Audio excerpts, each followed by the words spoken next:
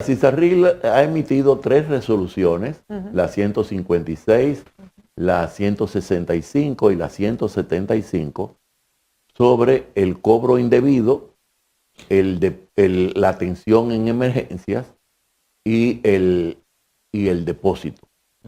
Es decir, está prohibido.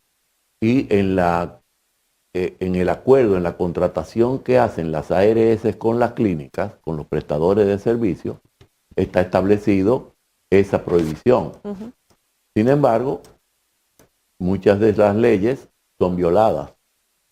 Nosotros, como la CISARRIL, le decimos a aquellas personas que tan pronto le exijan un depósito de esa naturaleza, se comuniquen con la ARS correspondiente, con la que pertenecen, y también hagan la denuncia a la DIDA, que es la institución que defiende los intereses de los afiliados. Y que en caso de que tengan que ya hayan hecho un depósito, con el recibo, enviárnoslos a nosotros, a la CISARRIL, porque nosotros sí le podemos decir a las ARS que le suspenda los servicios, excepto las emergencias, a la clínica que cometa ese delito, con la finalidad, le podemos poner tiempos, un tiempo determinado, 1 mes, 2 meses, 3 meses, que le suspenda los servicios, y las ARS deben de suspenderle los servicios. Si no lo suspenden, nosotros, la ley nos autoriza a multar a la ARS que no acate nuestra decisión. Pero no tenemos jurisdicción directamente con el prestador de servicios, en este caso la clínica. Pero sí tiene jurisdicción el Ministerio de Salud Pública, que es el rector del sistema de salud dominicano y es el que tiene que ver con la salud colectiva. Pero, doctor, perdón, y en base a la ley de salud pública y a la Constitución de la República, se supone que todas las clínicas privadas aquí en este país, necesariamente para poder funcionar, tienen que estar bajo la jurisdicción de salud pública y del Estado Dominicano. Y que la salud es un derecho constitucional. Entonces, a veces uno va a una emergencia, pero como se dice, una emergencia es una emergencia. Claro. Y no solamente se da un caso, se dan muchos casos de gente que lo llevan a emergencia y lo rebotan para otro sitio o no le prestan la atención, pero todavía no se conoce un solo caso de una clínica que haya sido multada, que sientan de verdad que se le ha multado. Bueno, nosotros hemos multado en lo que va este año, que no se había hecho nunca, hemos multado a 8 ARS. A 8 ARS. ¿Por qué motivos? Por infracción, por delitos diversos. ¿De qué tipo? De que no cumplen determinadas situaciones, de traspasos ilegales de afiliados de una ARS a otra. Lo hemos multado y va a salir publicado recientemente, con los nombres de las ARS que han sido multadas, que nos lo permite la ley. ¿Y entonces qué se puede hacer con las prestadoras de servicio? Por eso digo que nosotros no tenemos jurisdicción con los prestadores, pero sí el Ministerio de Salud tiene jurisdicción porque es el que tiene que ver con la rectoría del sector salud y con la salud colectiva. Y es la que habilita a las clínicas y a los hospitales. Doctor, por lo tanto, el ministerio debe de asumir esa responsabilidad. Doctor, aquí, mientras hablo con usted, miro un periódico que tiene Laura abierta ahí. Y dice como título principal, DIDA se desentiende ante quejas usuarias. ¿Cómo? La DIDA. La DIDA se desentiende ante las quejas de los usuarios. Es decir, evidentemente que no le está poniendo caso. Y usted que es médico sabe lo que es una emergencia, un paciente que llega en situaciones que le dicen que necesita y que él llame a esa hora, puede ser de día o de noche. ¿Quién lo recibe en la ARS para ponerle su problema y que tenga la decisión de resolver el problema? Es algo bastante delicado y que probablemente tenemos en juego la vida de una persona. se supone que todo esto es un sistema. Si no es la CISARIR, si no es ADIDA, la cabeza, por ejemplo, en este caso el Ministerio de Salud Pública, debería tener unas consecuencias mucho más rigurosas para el prestador de servicio que pone en riesgo la vida de un ser humano. Porque esto técnicamente equivale a negarle el servicio. Claro. Así es. Bueno, es que hay que hacer la denuncia. Definitivamente tú tienes que hacer la denuncia porque de lo contrario la vida o la CISARIL o el ministerio no sabe de qué se trata. Se oyen los clamores, pero hay que llevar la denuncia. Sí, pero como usted comprenderá, yo no ando con 100,000 pesos en los bolsillos esperando que a un familiar me le dé un ACV o me lo accidente alguien. Bueno, hay una joven, ahorita Laura presentaba el caso de una joven que fue chocada, que hubo que llevarla a una emergencia. Imagina que a esa persona le pidan 100,000, 200,000 pesos para depósito. Yo no ando con 200,000 pesos de arriba. Nadie puede haber es un sido alguien que la atentado, recogiera. ni que tu tarjeta de crédito tenga ese límite. Claro. Pasa. Pero no han llegado quejas a la DIDA con relación a este tema. Sí, me imagino que han llegado a la DIDA. Y la DIDA debe remitirnos a nosotros cuando se compruebe que eso es real. A nosotros no nos ha llegado ese tipo de denuncia. Porque esto es un tema muy, muy particular, porque no es solamente una denuncia mediática. Los representantes gremiales de las clínicas reconocen que la situación se da, de hecho públicamente, por lo tanto, digamos que es un hecho hasta poco oculto, es una dinámica que la asumen abiertamente. Bueno, la asumen abiertamente como también el cobro ilegal de los prestadores de servicio, un cobro excesivo del copago, y se hacen también de la vista gorda las ARS, porque son un acuerdo que hay entre ARS y prestadores de servicio. No te voy a exigir que no abuses del copago, porque de esa manera tampoco tú me exiges que te pague más por los servicios que tú me estás dando. ¿Pero ese trabajo le corresponde a las ARS controlar eso o a las autoridades? Bueno, es que si tú haces un contrato con una ARS, si tú eres prestadora y yo soy ARS y hacemos un contrato, tú debes de cumplir como prestadora el servicio para el cual hicimos un contrato.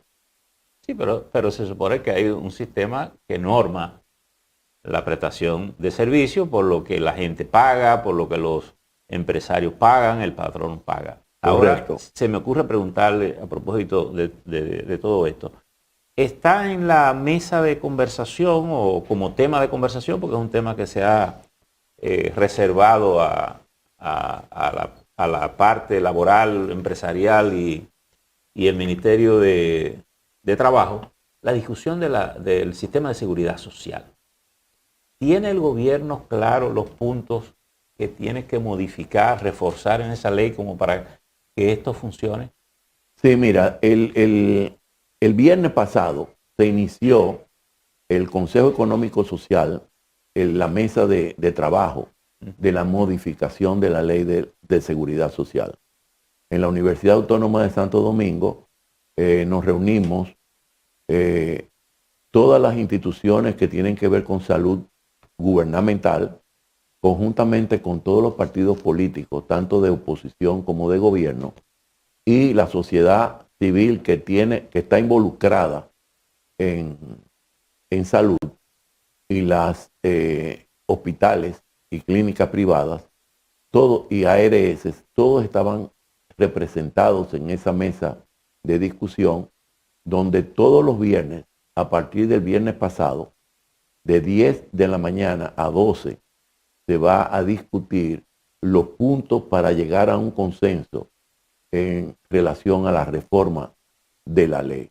Hay muchos puntos que están ausentes y hay otros que deben ser modificados.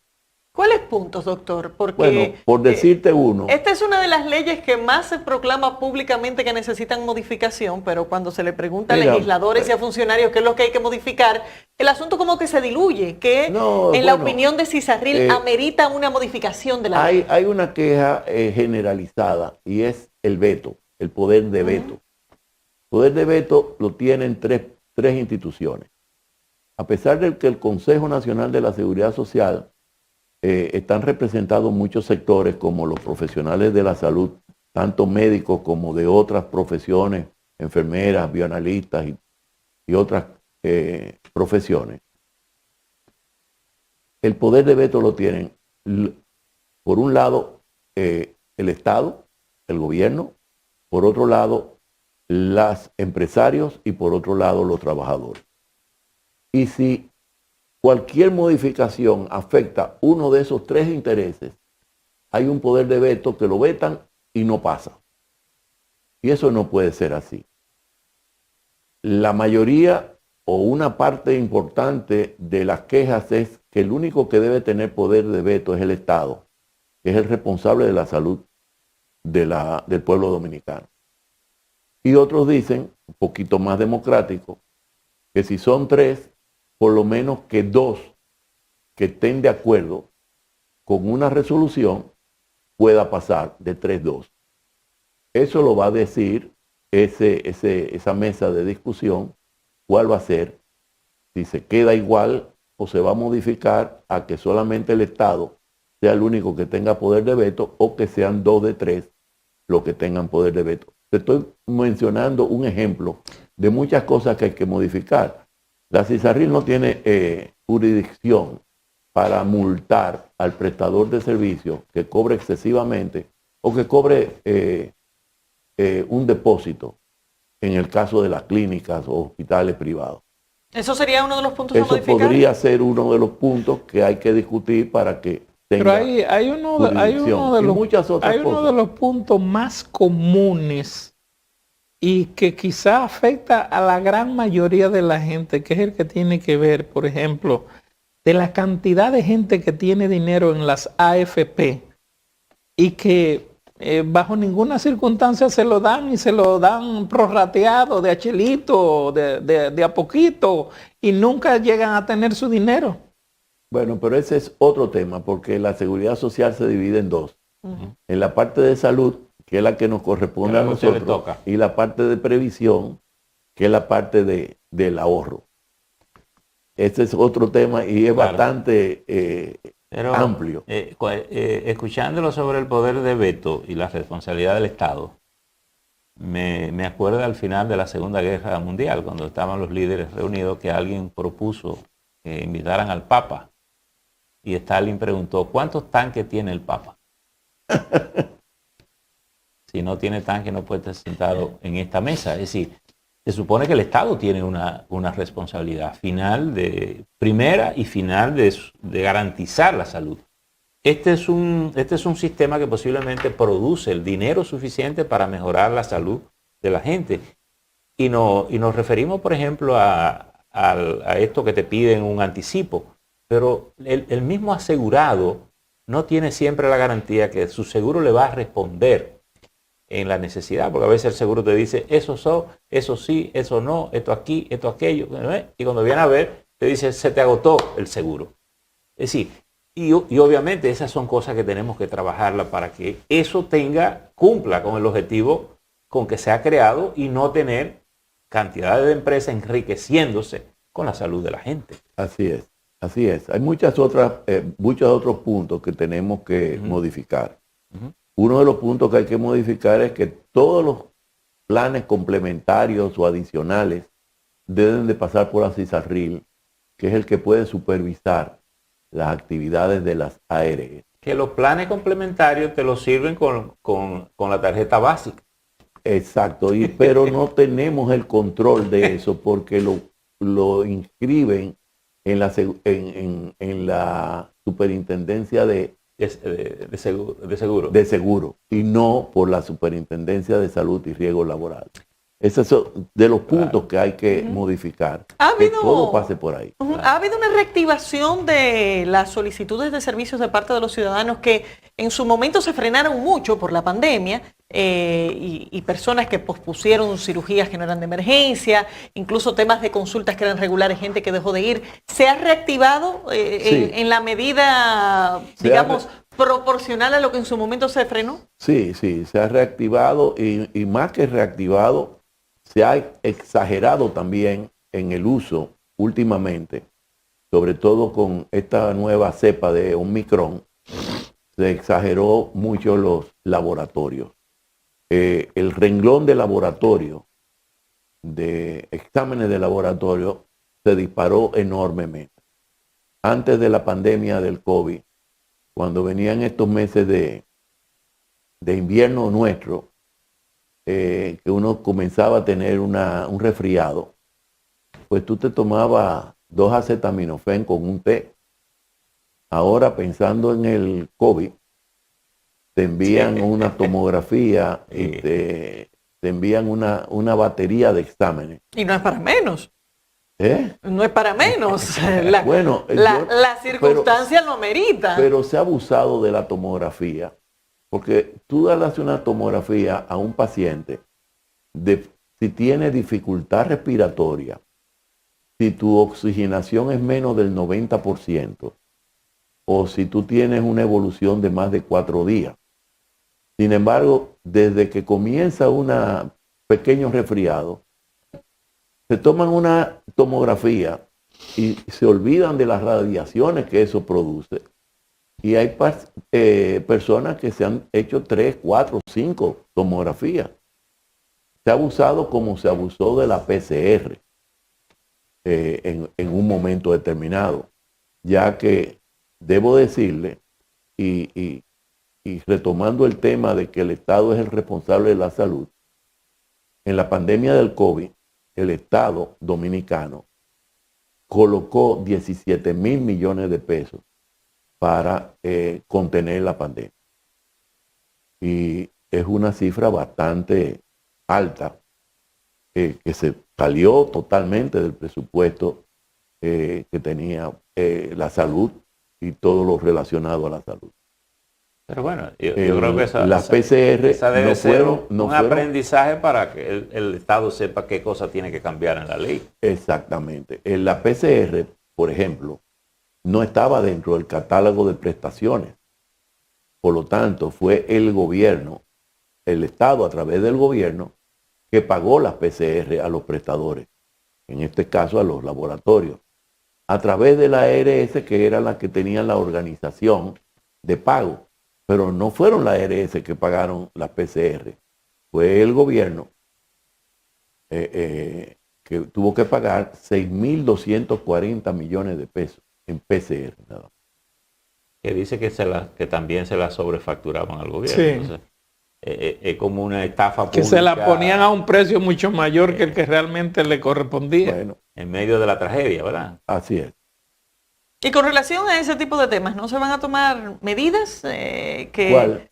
Con relación a este tipo de situaciones, de sobreprecio de pruebas, de la forma en que tuvo que el Estado cubrirlo, bueno, y que no fueron las ARS que lo cubrieron? ¿Nos deja algún tipo de aprendizaje respecto a qué hay que cambiar con este tipo de situaciones? El aprendizaje es que hay que seguir reforzando el Laboratorio Nacional, porque se ofrece la prueba de PCR gratuita a todo el que la solicite. Sí.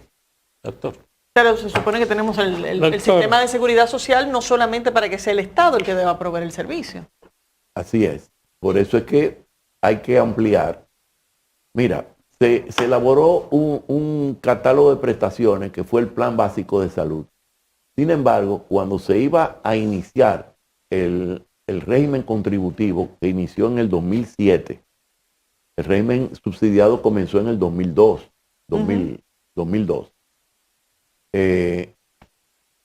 Ese Plan Básico de Salud fue recortado y se puso un plan provisional de servicio de salud.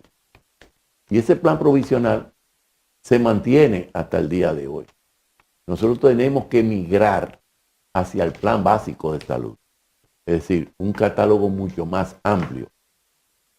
Y eso también requiere de la modificación de la ley. ¿Hay que modificar la ley o eso es una labor del Consejo Nacional de Seguridad Social que puede ir actualizando estos catálogos? Es una labor del Consejo, pero tenemos también que ajustar la cápita para incluir algunas otras cosas dentro de las prestaciones de la seguridad social. Por ejemplo, tenemos que conocer y elevar un poco la cápita para los medicamentos de alto costo que sean pagados a través de un seguro de alto costo.